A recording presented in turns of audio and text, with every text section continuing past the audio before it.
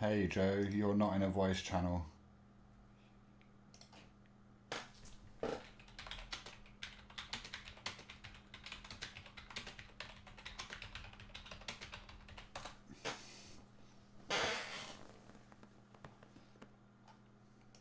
Ah, hello, can you hear me? Yes, excellent. Alright, can you, if you share your video, can you share your webcam? It doesn't matter if you can't, it just means that you won't,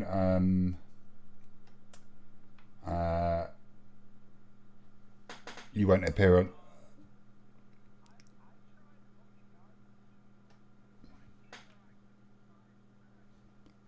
In user settings, it'll be in voice and video.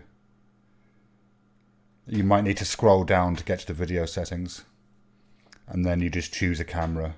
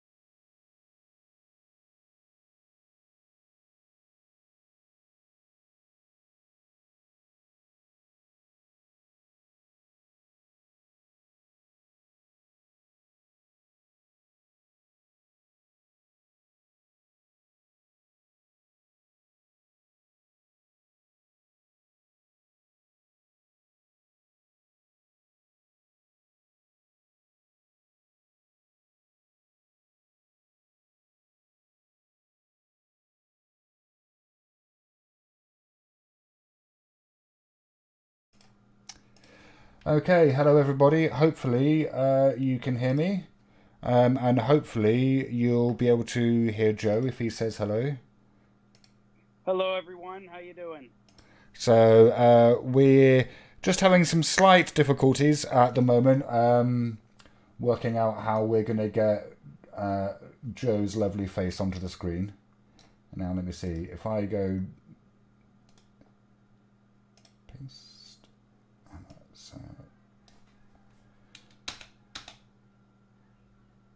right, do not connect to audio. Okay, yeah. You probably want to turn your audio off on Zoom, Joan. The personal link name is not valid. Please check and try again.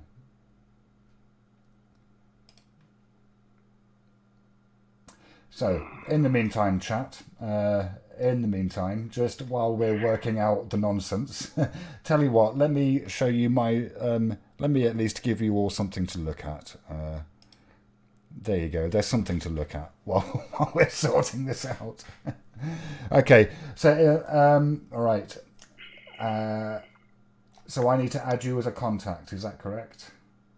Yeah, I sent you my email again. Zoom. um, I don't even know how to set up a meeting on Zoom. I mean, I've been using it, but saying that I know what I'm doing would be an overstatement. All right, it's not letting Um, me add you as a contact. Okay, this is slightly distressing. All right, never mind. I mean, we could just do it audio. yeah, I'm fine with that. If you are, I'm sorry we couldn't. Yeah, we should have done this about a half an hour ago. Yeah. But we are where we are now. I don't know. Like that's my Zoom, Joseph Pometto, or it's just Joe Pometto, Joe space Pometto. All right, let me try Schedule that. them. Joe. Yeah. No, that's not allowing me. It's not allowing me to add you as a contact. Can you create a meeting and then invite me with like a code? Yep. Like that's how. Okay. I mean, we could try. All right. Yeah. Okay.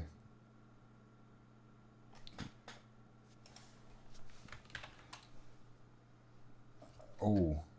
Yeah. No, that should be. Like if you give me a meeting ID. I think you should have that now. So while Did you we're send? Did yeah, I sent you the URL to your Yeah, DM. did you in Discord? Okay. So while we're demonstrating how professional we are on YouTube,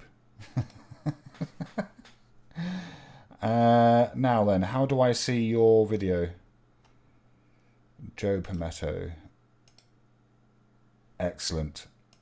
All right, so let me just stick Joe into. Can I? All right, yeah. So sorry, guys. This is yeah. We should have done this before. So, but there you go. I'll know for next time. Shiva doesn't answer questions. Now let me see. What am I doing? We are in interview, and it's going to be in here. Right. Sorry about this. So, while I'm doing this, let me just. Do you want to introduce yourself to my audience, Joe? Oh, hang on. I can't hear you.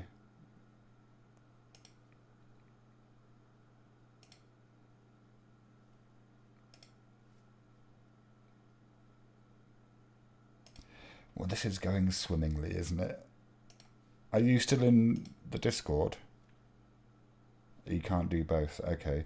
So that's, I think, hang on, that's me. Let me change something. All right. Joe can't introduce himself because, oh Um, no, yes, we have audio. okay, you can hear me now? Yeah. All right, my apologies. Do I still have video of you? No, because it was on my phone. Can you if do you have a meeting code for the Zoom so I can do it on my personal computer? I think then we could get video. Right, hang on a second.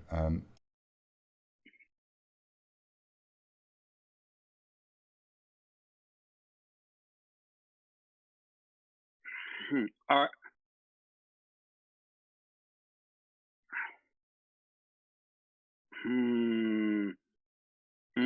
I mean, it says join meeting ID or personal link name. Sign in.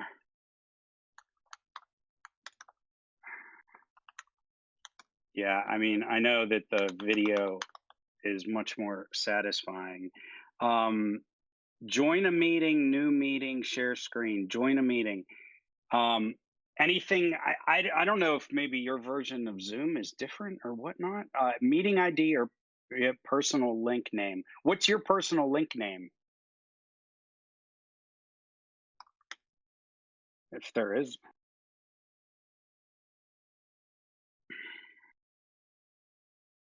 Uh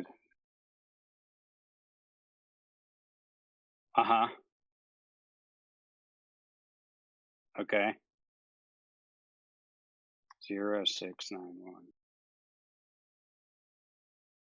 Is there a password? Uh-huh.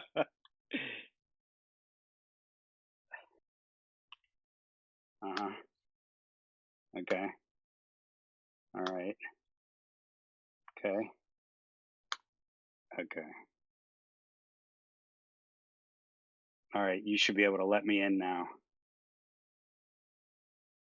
Join. All right. Yeah, hang on. Go. Oh, we did it. Okay, perfect. Excellent. All right, guys. So it's actually going to take me just a minute or two to get Joe's video onto the screen. I don't know if Joe can see me. I Start video. There we go. You should be able to see me. Yeah, I can see you now. Yeah. Yep. Okay. Right now. So yeah, Joe, would you like to introduce yourself to my audience? Yeah. Hello. Sure. Hi, my name's Joe Pometto. I'm an attorney in Pittsburgh, PA, in the U.S. I have two YouTube channels. One is Common Sense Academy. On that channel, I cover sovereign citizens, First Amendment auditors, and people behaving badly. At least that's what I say on my show. I am a practicing attorney. My other channel, Joe the Lawyer, I cover general legal topics. And I think today we're going to talk about First Amendment auditors. That's correct. Yes, we're going to talk about First Amendment auditors, and specifically with reference to a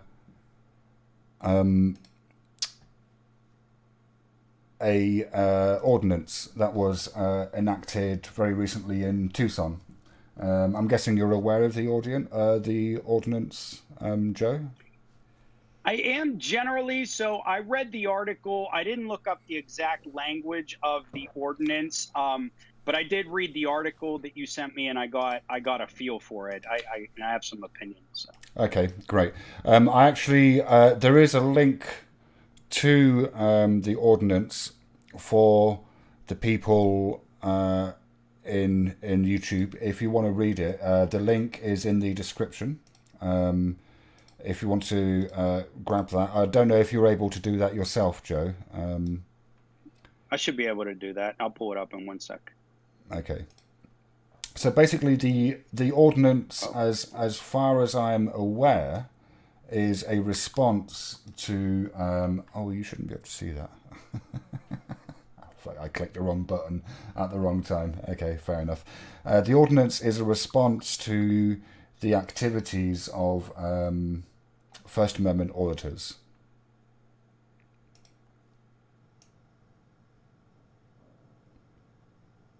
Oh, I'm an idiot. Right, okay. So let me just...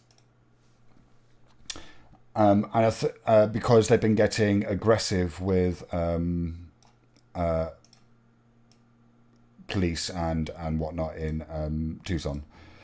So we could... Shall I briefly read out the ordinance? Would that help?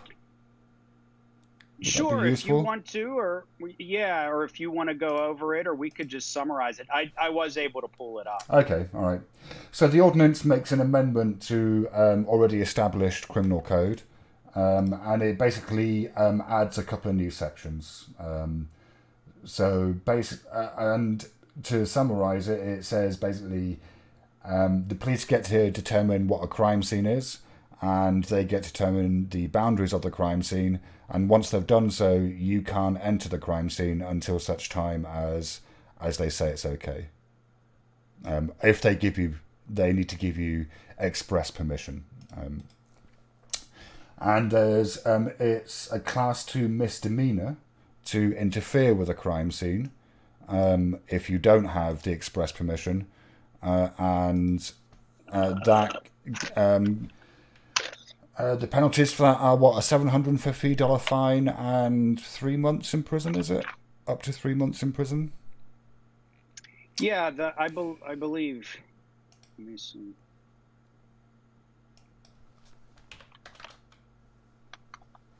Yeah, they had mentioned in the article only the fine.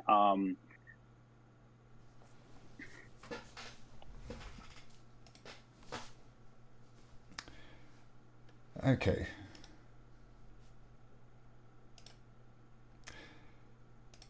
All right. So sorry, you're a bit off center, but yeah, it's a bit of a rush job. Can they see me though? Is my face They can there? see you. Yes, yes, they can see you. They can right. see you. Okay. So what I'm guessing, given that you do commentary videos on First Amendment Auditors, you're obviously aware of the larger context of the ordinance. What are your initial thoughts on the auditors that give rise? Well, what are your initial thoughts? Hey, let me ask you, Shiva, did you make the article available to the audience as well? That Tucson article that you had sent me? If not, that's fine. No, but one of my mods just has, so Okay. they can, if you click on the link that Tarquin's just provided in the chat, yeah. So in that article, if you guys look at that article, this law that was recently passed, it appears to be in response to First Amendment auditors in general causing problems in Tucson, Arizona. There was a specific incident with an individual, and he calls his channel, I believe, Clash with Bow. I've done videos on him before. He's notorious. Interesting thing about him is these auditors, so I cover a lot of sovereign citizens, and the two worlds collide, right? Some sovereign citizens don't know anything about auditors and vice versa, but they also collide at a certain point. This individual, Bao, from what I've seen from his videos, he knows all the sovereign citizen stuff, and they claim the law is illegitimate, all law is a big conspiracy, et cetera, et cetera. So he's informed on that, and he's also a First Amendment auditor. So I just wanted to put that out there. This guy is notorious. Personally, I think this law is a good thing. Can you still hear me, Shiva?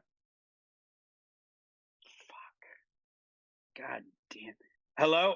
Are we reconnected?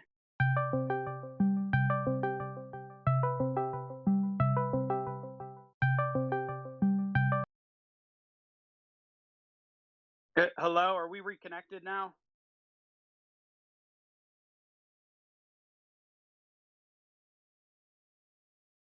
Huge technology fail. Shit.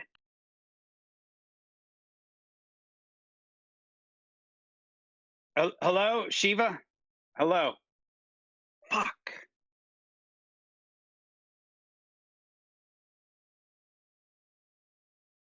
Hello. Hello, hello, hello.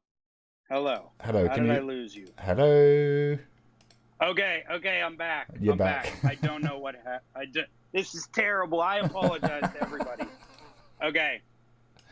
I'm like, some of my audience said I'm a boomer. Like, I'm not a boomer, but they said I'm a boomer with technology, so I apologize. When did I cut off? Did I get to talk about Bao? So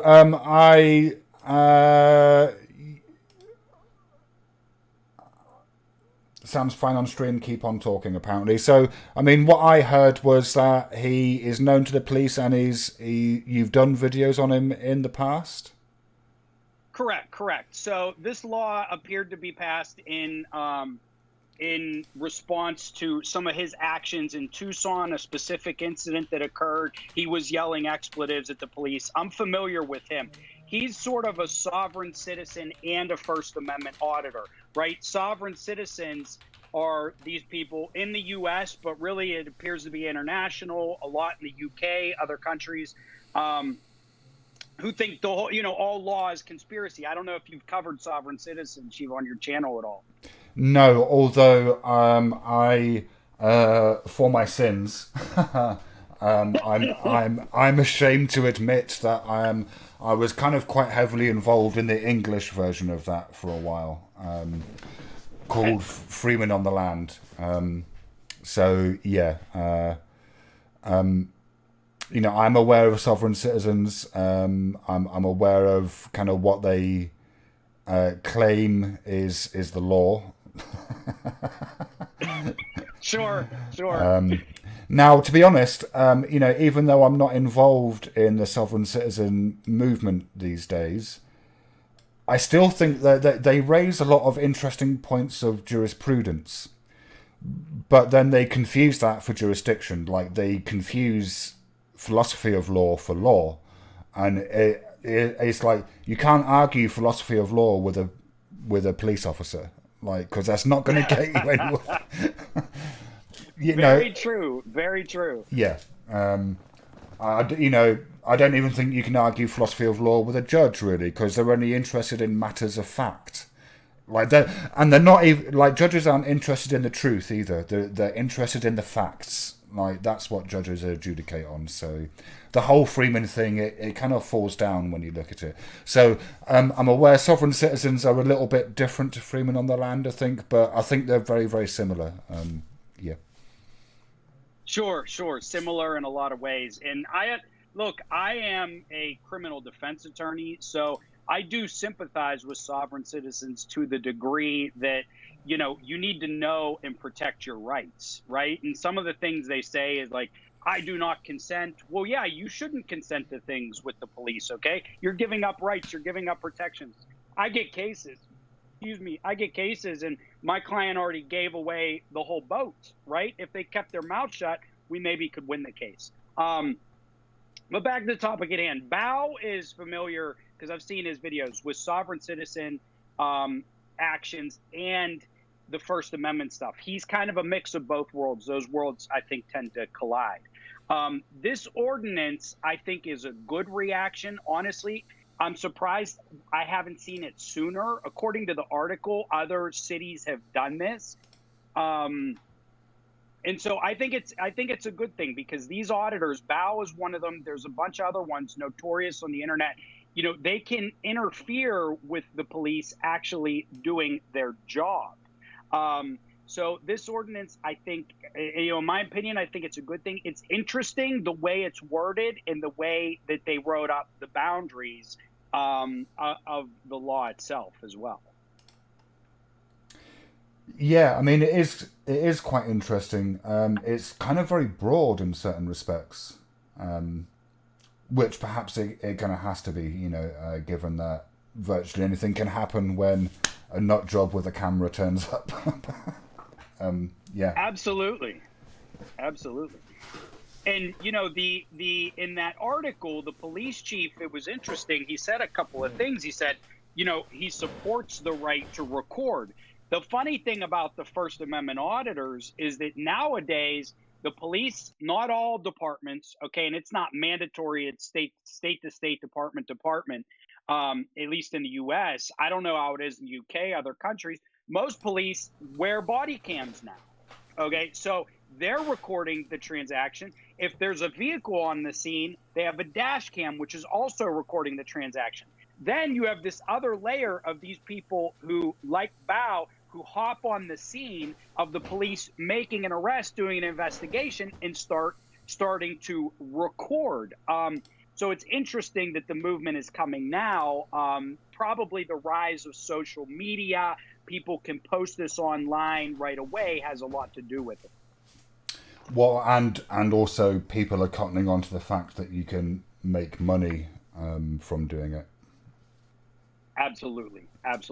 Like, I think that article cited an instance, I don't know if it was Bao, but where some guy raised $9,000 for legal fees to fight an arrest, related to a First Amendment audit. And then he took the money and pled guilty to the legal charge and never paid an attorney. Right. So there's a lot of that sort of stuff in that sort of behaviour of, you know, people donating sometimes substantial amounts of money, you know, to the tune of thousands of dollars for bail bonds and stuff, and it gets, you know, allegedly spent on hotel rooms and trips. So absolutely, anyway, that's perhaps a bit of a side thing. So the it's basically broken down into two kind of broad sections. Well, two sections. One is defining what a police restricted area is, and the fact that you can't enter it without permission. And then the second one is, which I think is perhaps the more interesting one in terms of the auditors interfering with police investigations or enforcement activity. Because, you know, the first clause of that, it shall be unlawful for any person to interfere with enforcement activity, investigations, and other police-related activities by knowingly engaging in conduct that materially inhibits, obstructs, hinders, or delays any police officer or community service officer in the exercise of the officer's official duties. So that's not like, that's kind of covering not also them turning up at a crime scene, but actually in like if they turn up at a police station, presumably, and then they hassle the police officers there, that would fall foul of this ordinance. I agree. It certainly could. And, you know, the thing that I've seen with the videos where the auditors show up to the police stations, right, is they'll go inside and they'll be videotaping in the lobby. And then some of them also want to videotape because you may be able to see the officers working at their desks. Mm-hmm. Well, they'll try to point their camera over there to see exactly what those officers are doing on the desks, right? Mm-hmm. And if they're pointing, that could be confidential information, okay, or information on a case. There may be some right to privacy there. You know, I could get into this more. I think with the auditing, you have two rights that can collide, sort of outside of the criminal law, which is the right to privacy and the right to speech, which in this case would be the right to gather information. But I agree that it's pretty broad here, and it would really be on a case-by-case basis to decide, you know, for a judge to decide when somebody has actually interfered. You know, what does interfere mean? Yes. Yeah. But and it might be that actually it turns out that when it's tested in court, whatever they did wasn't interference. But in the short term, it means they get arrested. Absolutely. Yeah. Absolutely it does. Yes, it does. Yes, it does. For sure. So, you said something quite interesting, but I've kind of forgotten what it was. I'm sorry, because I got sidetracked and I'm not used to... I should be taking notes, really. Mental note for future conversations like this. Have a pen and some bloody paper. So you can note down interesting points. Okay, well, let's...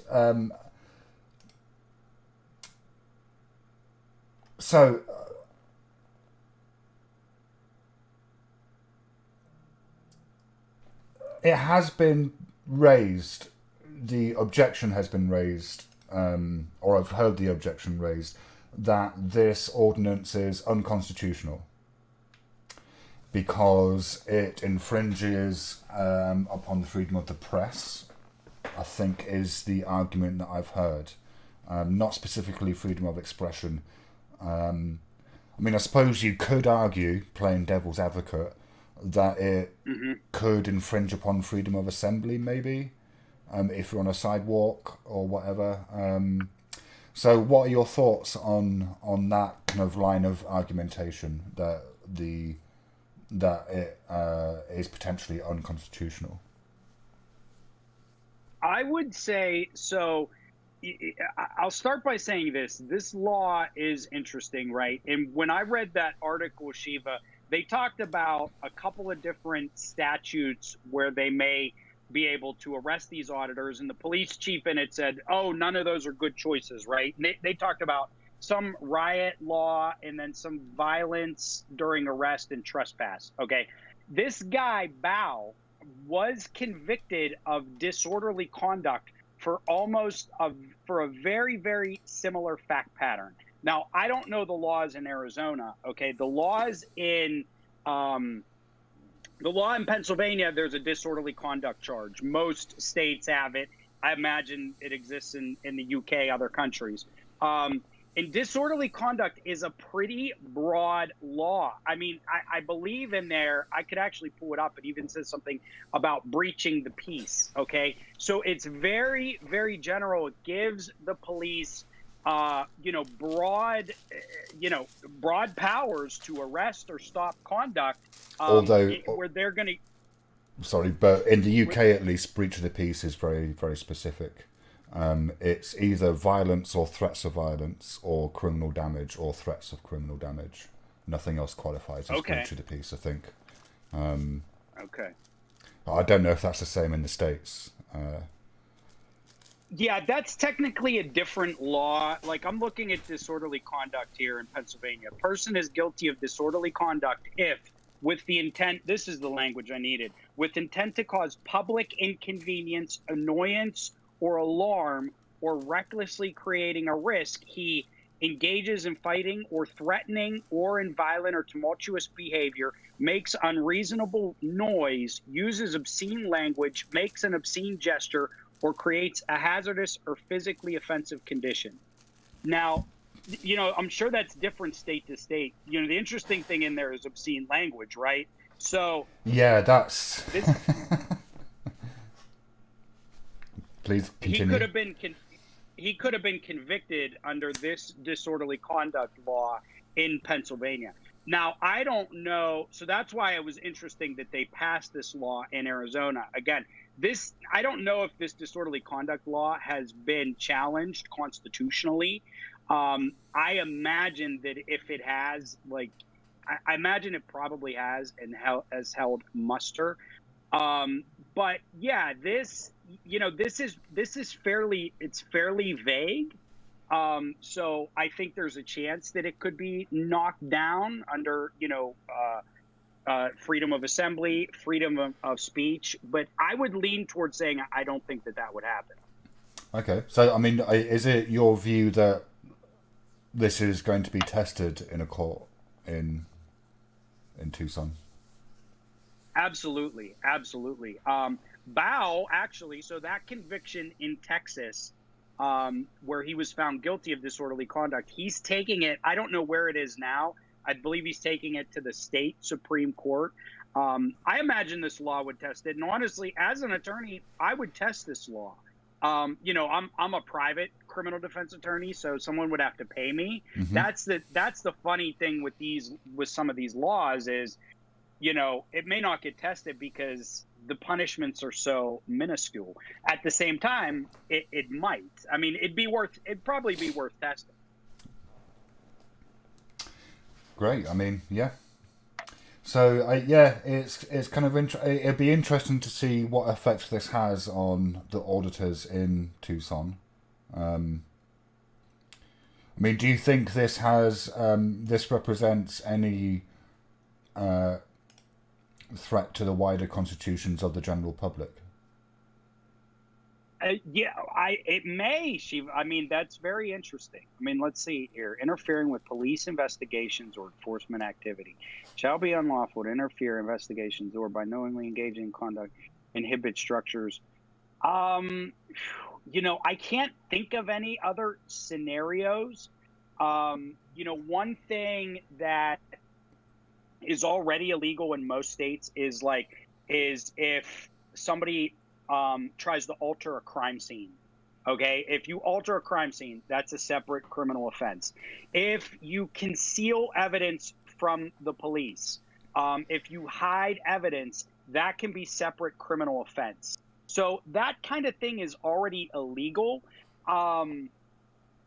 this here is basically saying unlawful for a person to interfere with enforcement activity or police-related activities.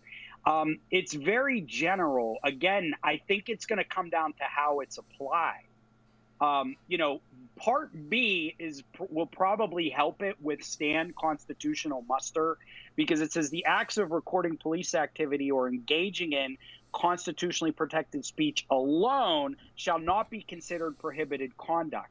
That might be enough for a state Supreme Court or the United States Supreme Court to say that this is constitutional.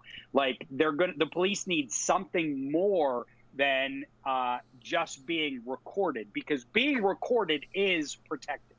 Yes, and if you're going to legislate against that, then you're saying that legitimate media, to differentiate that from, let's say, non-gonzo media, to use non-pejorative terms.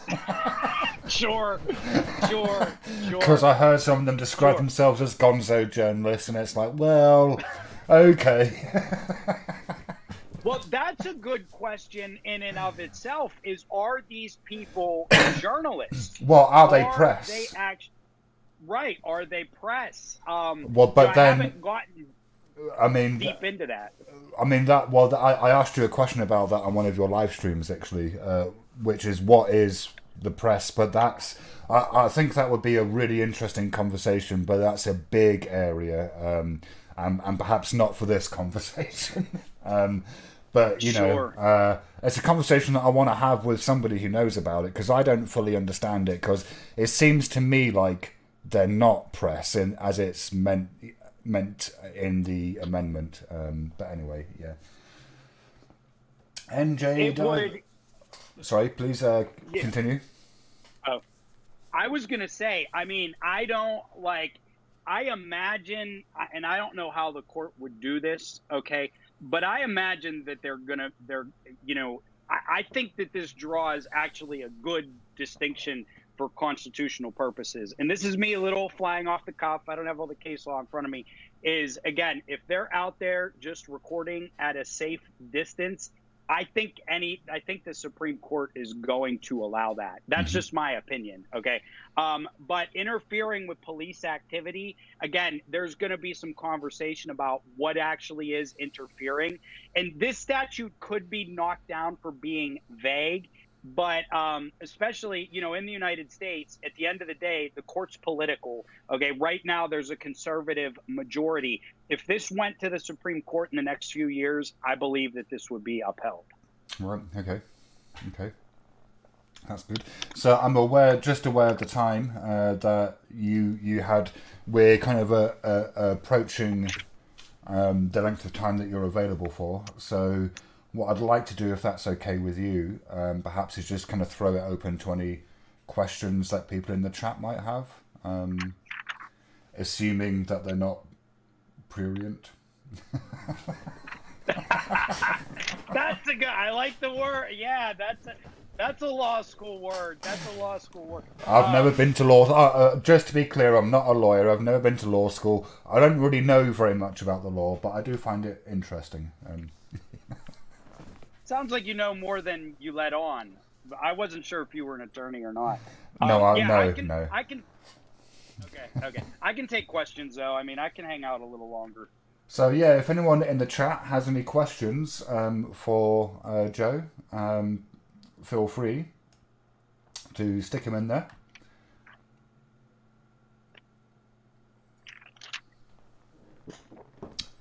I think the freedom of the press thing, I've heard several auditors claim. Right, so NJ Diver is more of a comment than a question, but so this is perhaps one for you, Joe, because you'll know what this means in a way that I won't, perhaps. City of Punta Gorda, Florida Ordinance 1872-17 and Overland Park City, KS Resolution number 3151, both changed municipal property to a non-public forum. Changed municipal property to a non-public forum. Yes. And this is in the U.S. There Yeah, was a yeah, yeah. statute So passed that did that. shall I read those out again? City of Punta Gorda. I'm guessing that's in Punta Florida Gorda. because that says FL. So I'm Yeah. guessing that's an ordinance. That's Ordinance 1872-17. Let me Google that very quickly. See, this is why I'm glad I'm not a lawyer, because this is like a rabbit hole, isn't it? It's like Yeah. Every question is a rabbit hole, and like you said, Shiva, can awesome judges are going to decide the facts, right? They don't necessarily know the truth. The same is true of a jury. Every question a single word can send you down a different rabbit hole. As far as making municipal property a non-public forum, right. again, that law, that sounds a little, again, too broad. Right. Okay. So it's an it's of a similar length. Right. I don't have access to the whole thing because what I'm looking at is scribed, and I don't have a scribed account. But yeah, it's an ordinance of the city of Punta Gorda, Florida, yada yada yada, adding a new section: control of access to city-owned, controlled, and leased property, providing for recognition that certain areas of city-owned, controlled, and leased property may require regulation of public access for security and whatnot. Yeah. So it seems like.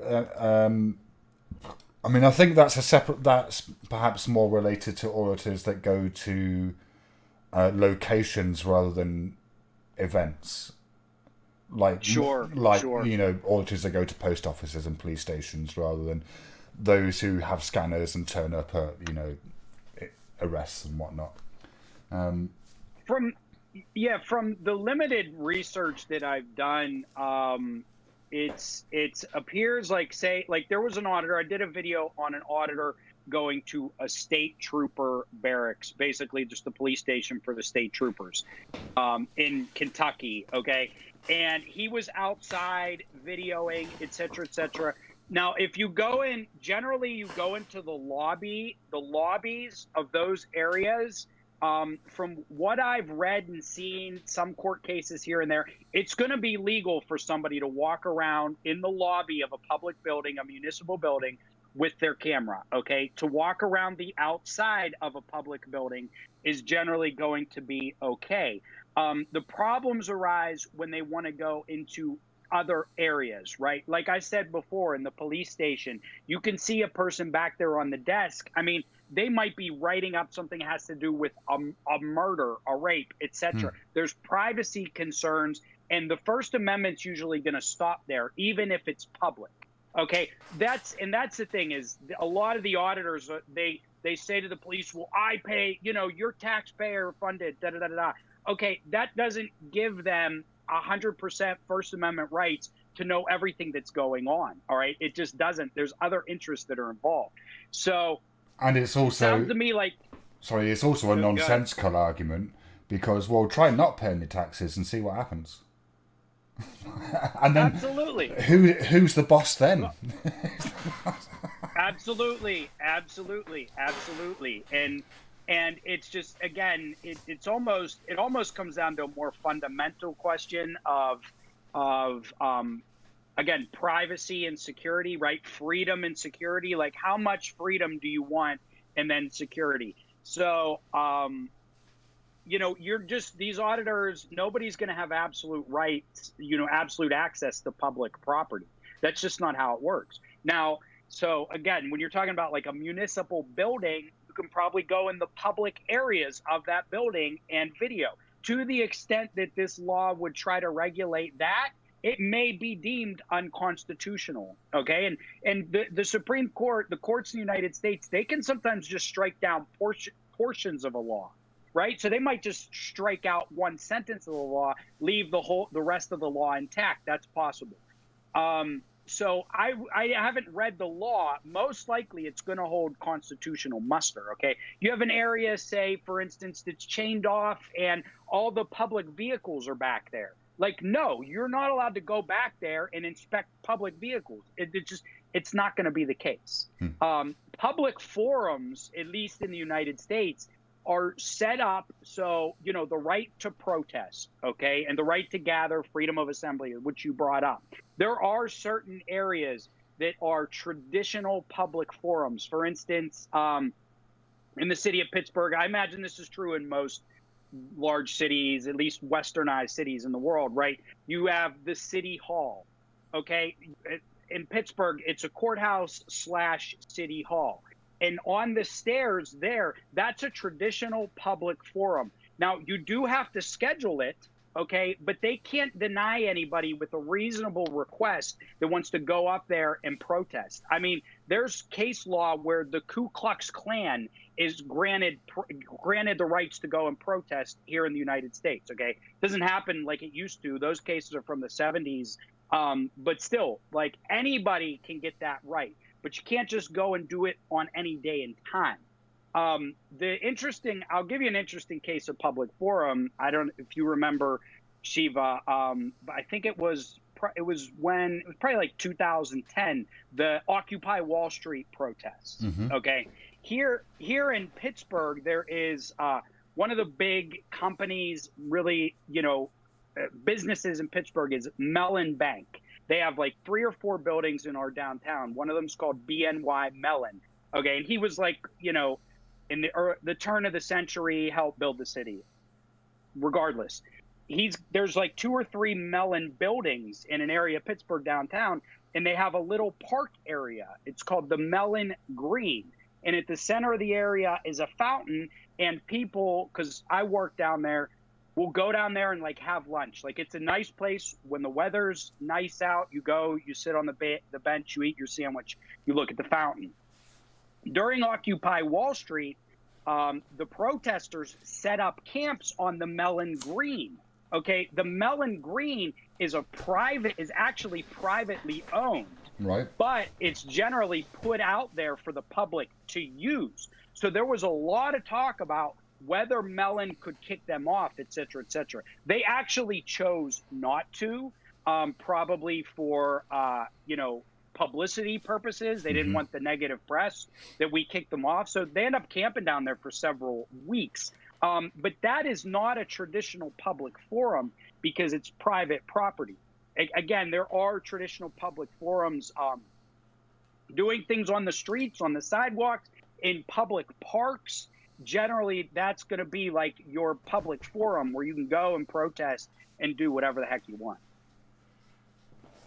Yeah, I mean, in the UK, it's we had similar things, protests, and we had people who were camping outside of Westminster Abbey, which is privately owned.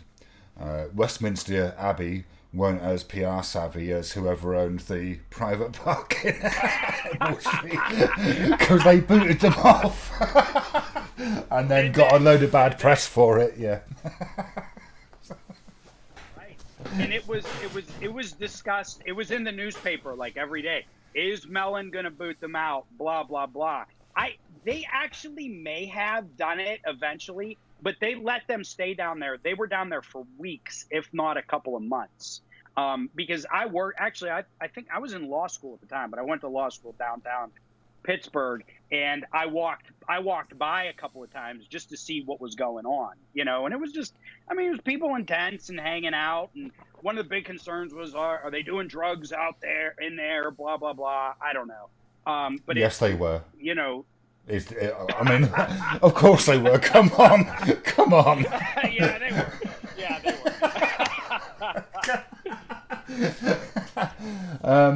They were. Yeah, of course. Right. There is another question from the chat, which could be interesting. I don't know how much more time you have, but I got some time. Okay. Is it on them? I don't know who them is. I'm gonna guess non-auditors who might be in public spaces. Let's assume that's who them is. Is it on them to create privacy, in quotation marks, like Josh says? And I'm guessing Josh in this instance refers to Josh Abrams. That would be my guess. Who's Josh Abrams? Accountability for All. He's a First Amendment Auditor. Have you not come across Josh Abrams yet? I think I've heard his name. Oh, right, okay. Yeah, there's there's a guy called Nightmare on Scam Street who's a scam baiter. He's done a couple of eye-opening videos on Josh Abrams. Yeah. But if you've not seen him, you should check him out. I think you might find his work, let's call it work, interesting. Sure. Sure, I will. Yeah. So the question is it on the auditors to create an expectation of privacy? No, I'm guessing right. So what I'm guessing is that people have raised privacy issues to auditors, and their response is, well, you're in the public, right? So it's not my responsibility to create privacy for you, like. So I'm guessing that's the context of the question. And yeah, I get it, and that's a legitimate question. You know, the funny thing is, so I'll give you a little bit of background. My dad worked for the post office, okay, the United States Post Office. And a lot of these auditors, if you've seen, Shiva, they go into post offices. And I'm always like, are you kidding me? Like, you're auditing a post office? Yeah, I have. What are you what are you trying to accomplish here? So I see so they walk in and there's clerks at the desk and these people are videotaping them. And of course I sympathize with the clerk because like that could be my dad. Like most people go and work for the post office, work for federal government. Like they're not expecting to have their face put up on YouTube. But I think that, the auditors maybe have a bit of a point here, right? If you have this sort of public federal job, and you're working at your desk and somebody comes in and videos you, oh, well, it is what it is. The world has changed so much, right? The world has changed so much. Everybody has a camera. So again, what I've read and seen is that in those places, like that clerk working there isn't going to have that expectation of privacy. But again, I've seen the auditors try to, if the clerk's in a back room of the post office, like, no, they can't go back there. If there's an officer who works in a desk in the back of a police station, they can't go back there. If there's a government official at City Hall, okay, who works at a desk in the back halls, no, they don't have absolute First Amendment rights to go back there. But in certain, like, sort of forward-facing public spaces, yeah, the expectation of privacy seems to be gone. Although, again, some of these have been litigated, but... Well, the interesting thing is, of course, like from my perspective, is that I've heard a lot of auditors who go to the post offices harp on about something called Poster 7, which apparently gives them the right to film. And if you read the clause, that says they have the right to film, like the next sentence gives a whole bunch of caveats, including one that basically says, if a member of staff tells you, you can't. Does it say that? Does it say that? Oh, yeah, let me Google it. Let me Google it. It's so funny. It is worth reading out. I brought it up once on a panel, and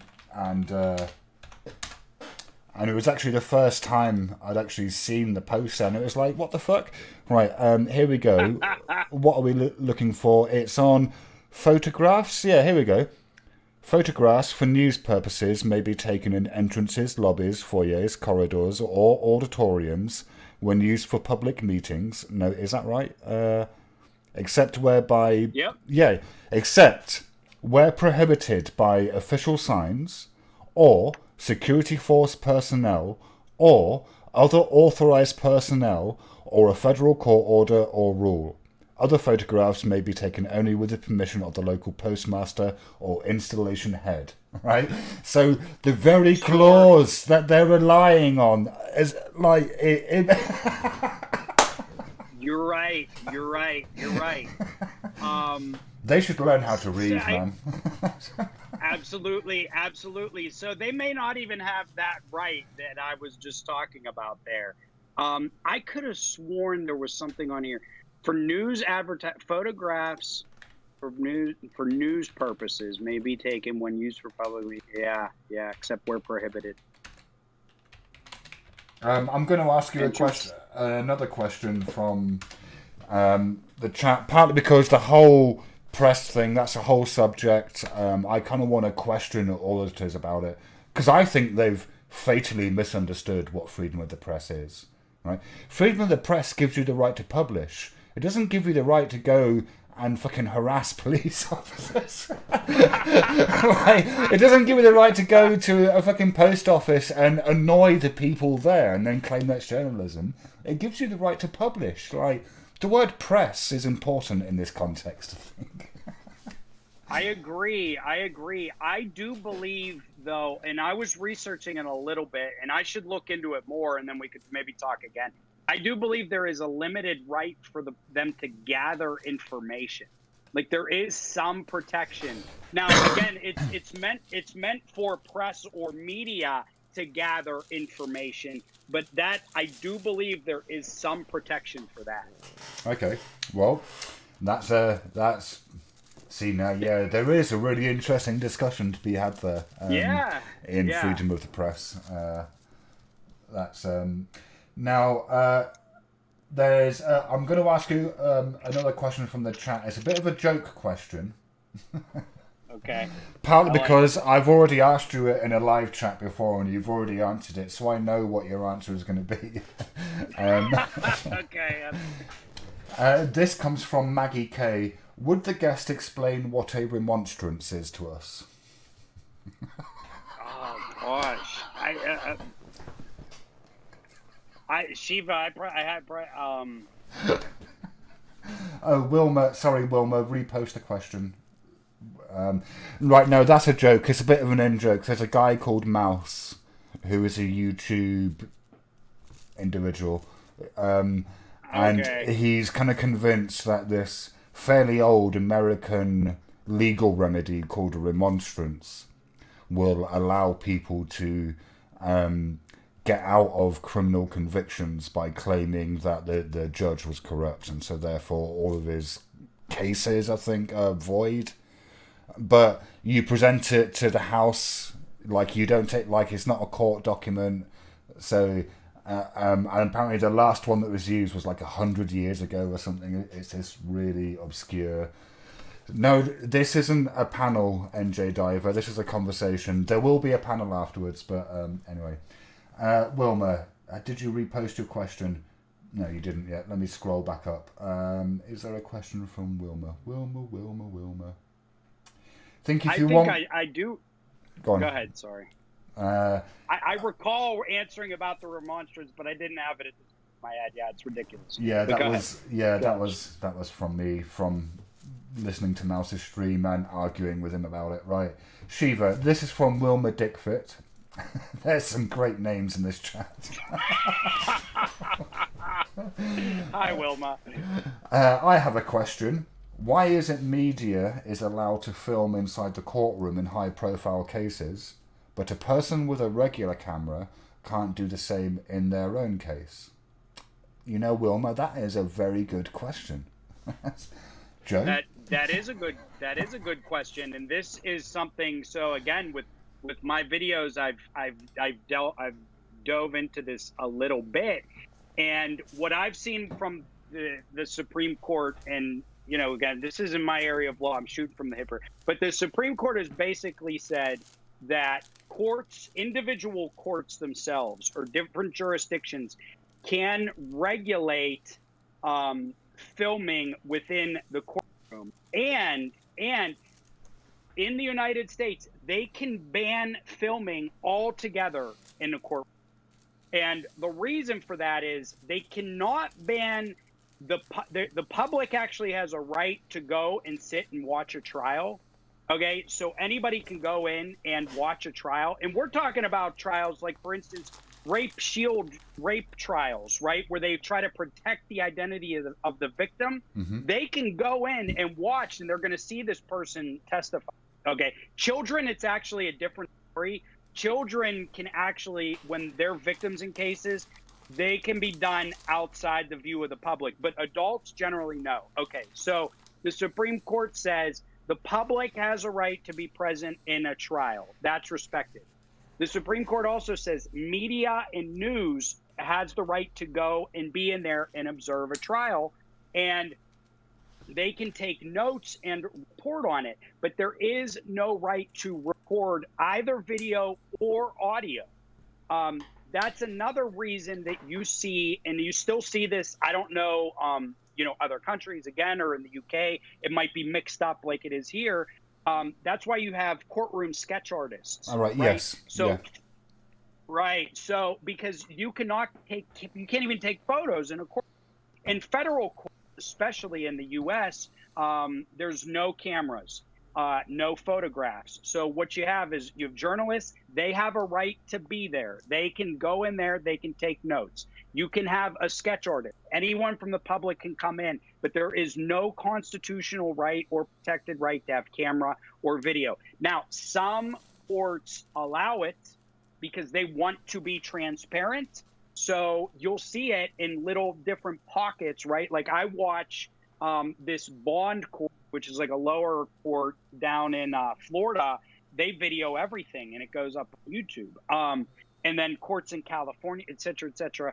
I know in where I practice, which is in the city of Pittsburgh in Western Pennsylvania, no, sorry. Now, so what the judge can do is, and sometimes I get this question on my chats, my videos, is they will sometimes say you can have one camera. So they might give like one news station or one camera person, whatever, the right to go in there and videotape, but no other ones. So people go in with their phones and they're videoing, and then they get dragged outside. You can get arrested, charged for that. They usually don't arrest you, but they'll throw you outside, and then they say, oh, well, so-and-so is in there recording. Why can't I record? Like, it's not an absolute right like that. And just one more thing, I know is a long-winded answer, but all those trials and proceedings, not all of them, but the majority of them at a certain level are also going to be transcribed.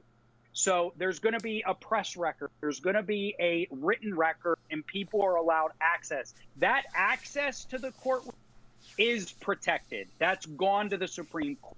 But the Supreme Court has said cameras and photographs, a court doesn't have to allow it. Okay, brilliant. That's a very good answer. I don't mind long-winded answers. As long as they make sense. If you go to Mouse's channel, you should check him out. Beware Mouse. I will. Don't take my advice. Don't make the mistake that I do, which is to go onto his panel. You won't. You won't come out of it a better man. I've been there. I know what you're talking about, but I'll keep that in mind. Despite what nonsense you hear, and you will hear nonsense, I'm telling you now, nonsense of the highest order. I can't Did you say below Mouse? Below Mouse or beware? Beware, as in be careful of. Okay. Yeah. Okay. So basically, until you say you've had enough, I'm going to keep asking you questions from the chat because I'm really enjoying this. So Yeah, I'm in a groove. I didn't know, so I try to limit my time, but I can go longer. Yeah, if you got more questions. Okay, so this comes from Fizzy R, who asks, how can auditors get away with not getting releases from people in their videos if they are getting money from said videos, like the actual press has to do? And did Joe ever have hair? Did I ever? God, you can say it. Did you ever have hair? Did I ever? I did, but it was a lot longer ago than you would think. when I was a kid, they used to say I had a high forehead, and so people thought I was balding when I was in high school. But I had hair. I had hair about. You probably don't. Everybody thinks I'm younger than I actually am. I'm 37, but when I was I had started to go probably around 27, and it was very noticeable within a few years. So yeah, it was there 10 years ago. So here's the thing. These auditors, basically, the reason the press will get releases is because they actually fear being sued, right? So if a newspaper publishes something wrong, like an attorney or somebody might crawl out from a rock and hit them with a lawsuit. Because number one, the newspaper has money. Okay. And number two, I mean, you sue them, you'll get publicity, et cetera, et cetera. And there are attorneys out there. There's people who sue newspapers and media companies all the time, mainly for defamation, slander, libel, which is a whole nother conversation, not that applicable to this. So the auditors, they go out, they video, when they put something up on YouTube, they're taking the chance that they could be sued.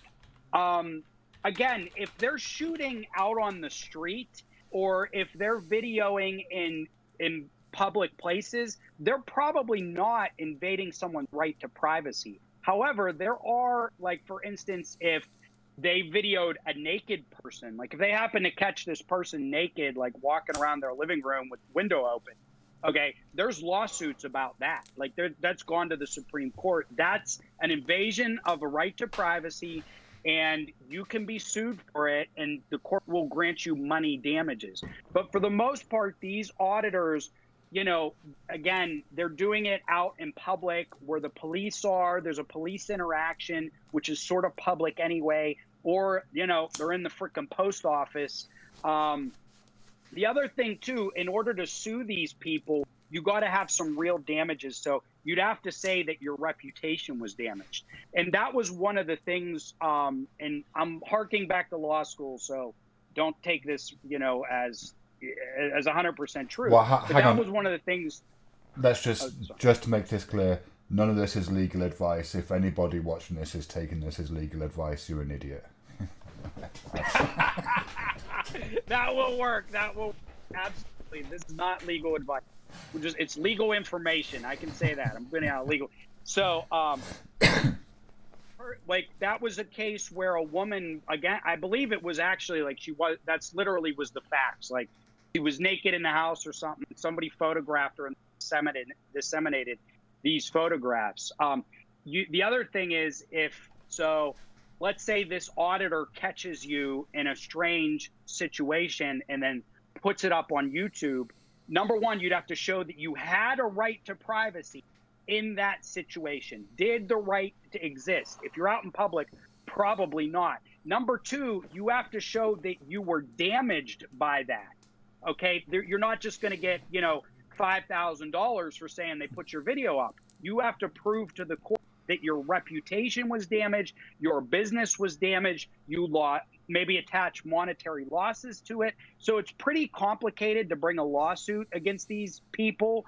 On top of that, they likely don't have enough money to make it worth it to sue them. And even if you got a judgment against them, this is something I get in my law practice all the time, is even if you get a judgment, let's say a court says, yes, you get $10,000, it's a judgment, you may never collect it, right? You may never get it from these guys. So what's the point? Well, yes. Some of them are making money, but still, Okay, so what else have we got? What's up, Math Cubes? Up as a relative concept, it has no intrinsic value. Right, let me see. Maggie K asks, do they allow filming in UK courts? No, they don't. If you film in a UK court, then you run the risk of being prosecuted for contempt of court, and you can be sent to prison for that. Yeah. And let me make a comment real quick on that, Shiva. So, for instance, perhaps the most famous trial, at least in recent history in the United States, was the O.J. Simpson trial. Mm-hmm. Okay, and that was recorded, and I believe it was viewable on like daytime television. Okay.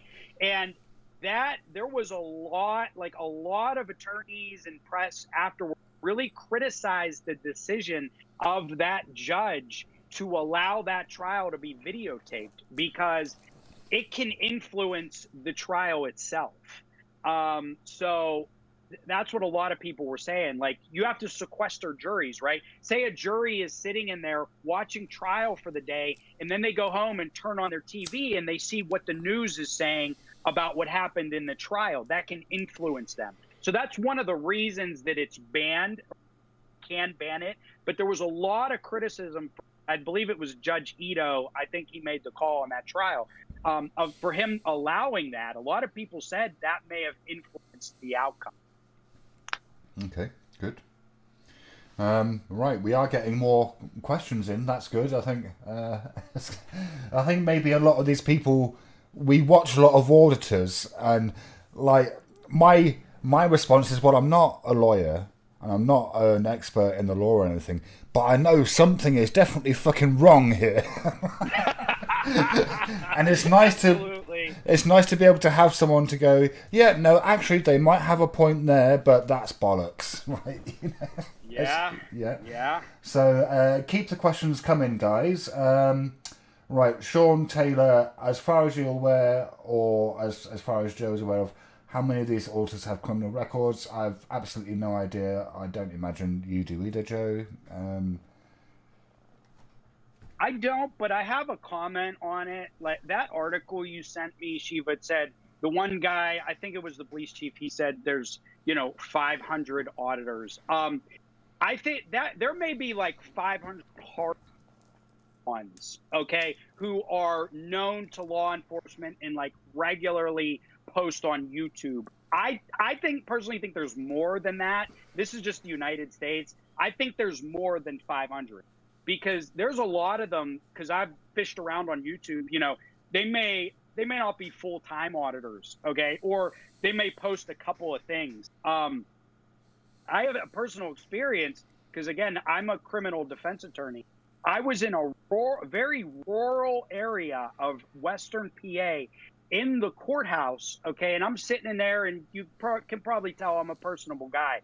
And I'll talk to people, but people will just come up to me and start talking to me. And I was sitting in the court, and especially because again, I represent people accused of crimes.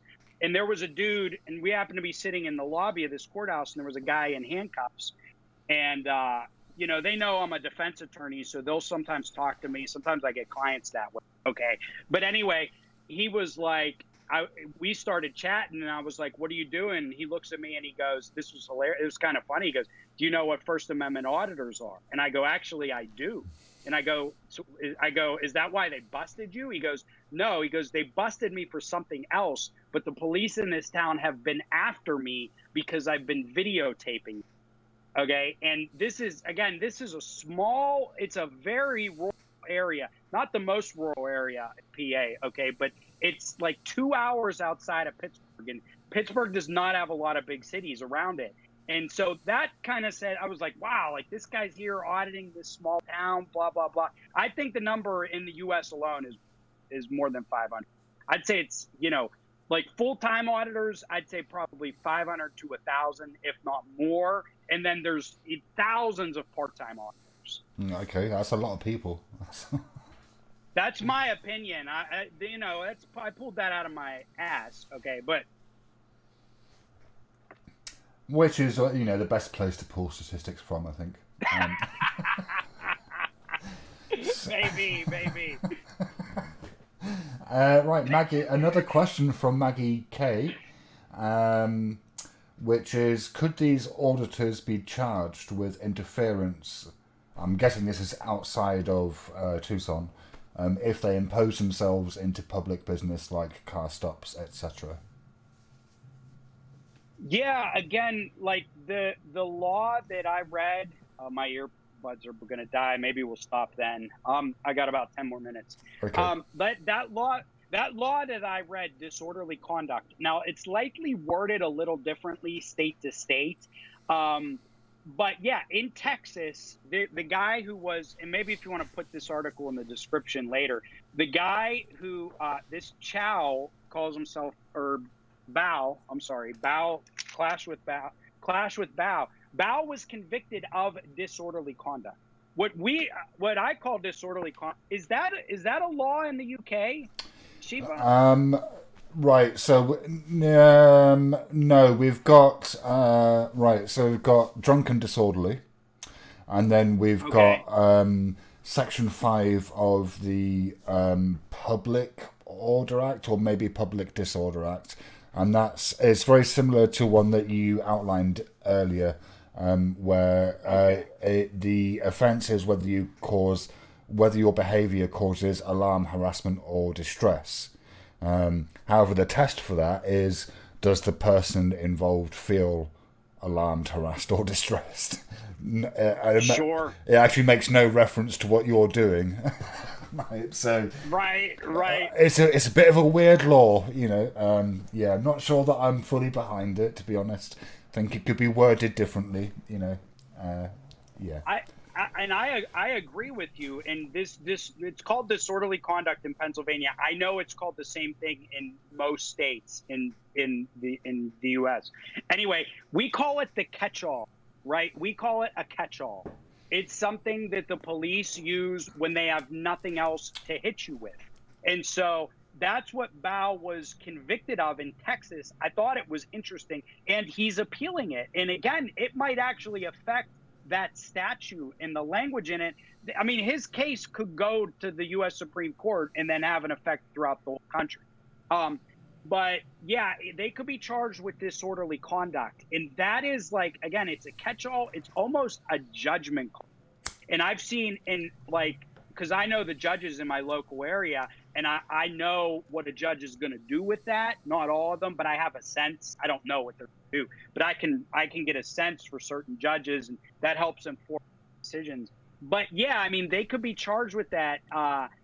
I always said in my videos, it's like when they start using words that are interfering, like if they're loud enough, rude enough that it's interfering with the investigation, they're probably going to get screwed. And my objection to auditors has always been is like, look, if you're actually there to just audit, then you stand there, set up your tripod, and step back. Like, you don't have to inject yourself into it, but they all inject themselves into it. Again, they're making money. They want to escalate it. They want some tension and some back and forth with the cops. And that's what this law we talked about is trying to specifically prevent.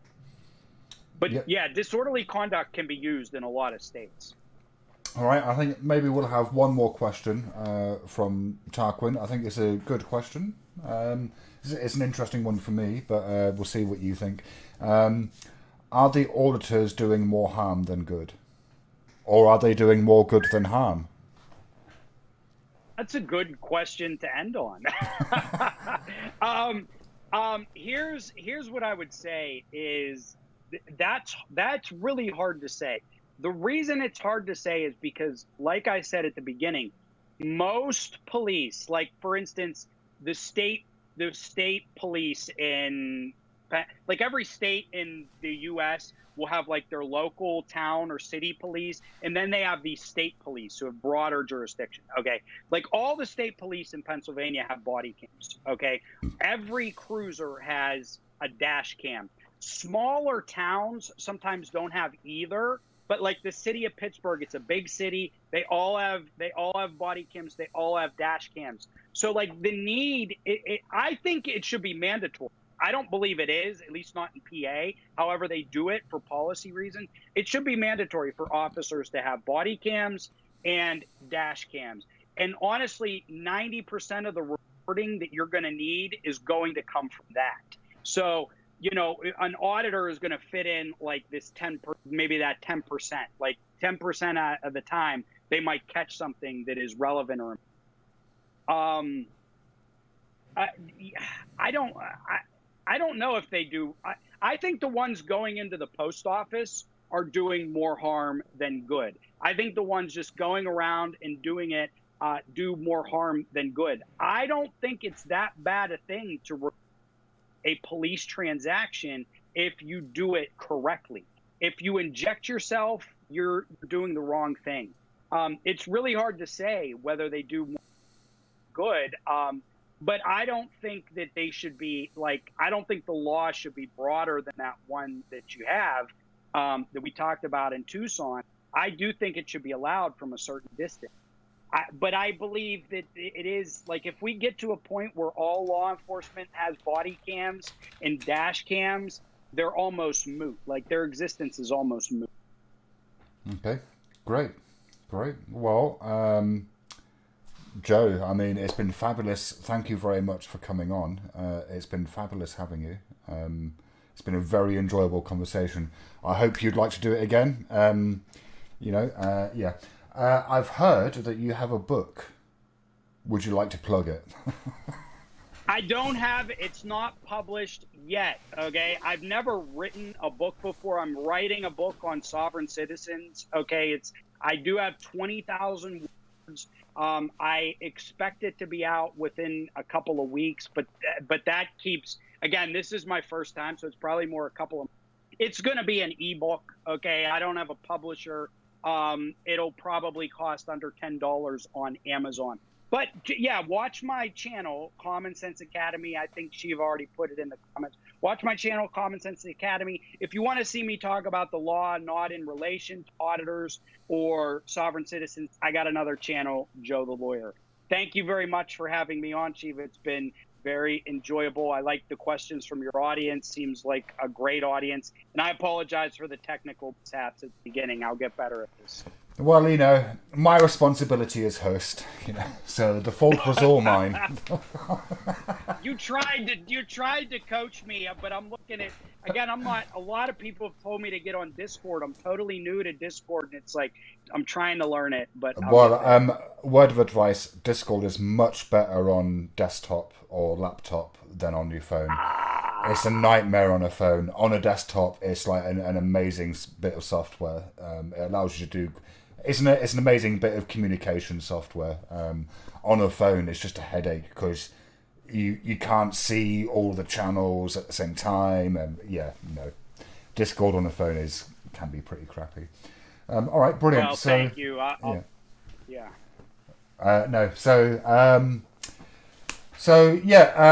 Everyone go and subscribe to Common Sense, to Joe's channel, Common Sense Academy. There's a link in the description. He has another channel. I'm guessing there's a link to that on your main channel on Common Sense Academy that they can find. Joe the Lawyer. Just Google Joe. You'll see my face. His videos are very good. Very entertaining and very informative. So go and check them out. Great. Thank you very much for coming on.